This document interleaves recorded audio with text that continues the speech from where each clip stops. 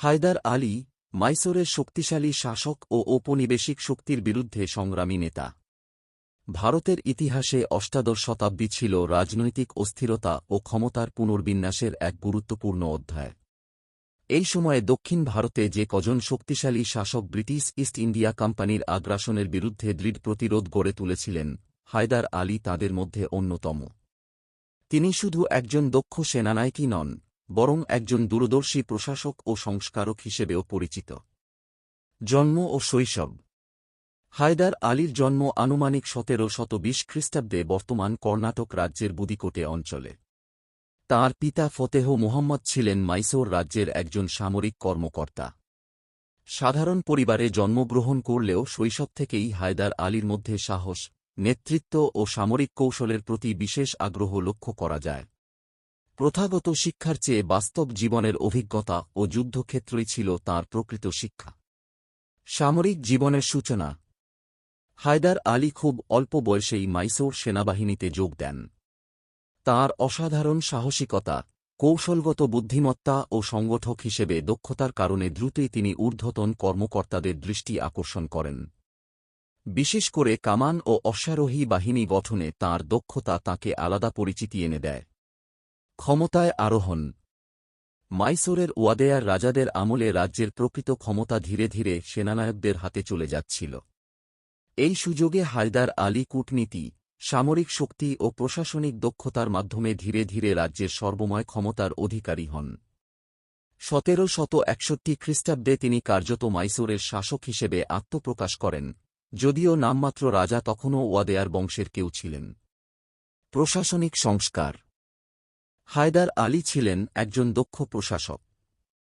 তিনি রাজস্ব ব্যবস্থার সংস্কার করেন, কৃষকদের উপর অতিরিক্ত করের চাপ কমানোর চেষ্টা করেন এবং সেনাবাহিনীকে আধুনিক ও শক্তিশালী করে তোলেন। ফরাসি সামরিক বিশেষজ্ঞদের সহায়তায় তিনি মাইসোর সেনাবাহিনীকে ইউরোপীয় কায়দায় প্রশিক্ষণ দেন এবং রকেট প্রযুক্তির উন্নয়নে বিশেষ গুরুত্ব দেন, যা পরবর্তীতে তাঁর পুত্র টিপু সুলতানের সময় আরও উন্নত হয়। ব্রিটিশদের সঙ্গে সংঘর্ষ।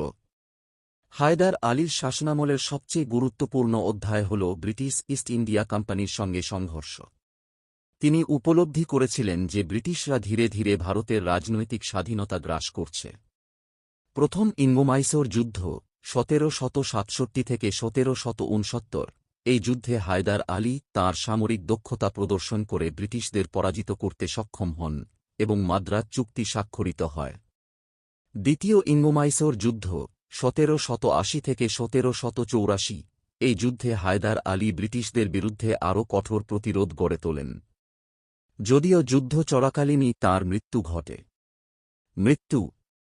১৭৮২ খ্রিস্টাব্দে ডিসেম্বর মাসে দ্বিতীয় ইঙ্গো-মাইসোর যুদ্ধের সময় অসুস্থতার কারণে হায়দার আলীর মৃত্যু হয়।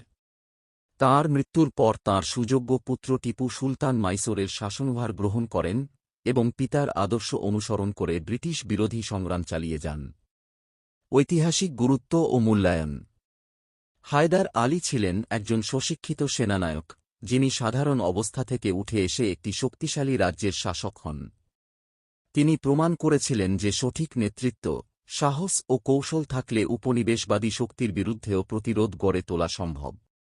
তাঁর শাসনকাল মাইসোর রাজ্যের রাজনৈতিক ও সামরিক শক্তির শিখরকাল হিসেবে বিবেচিত হয়।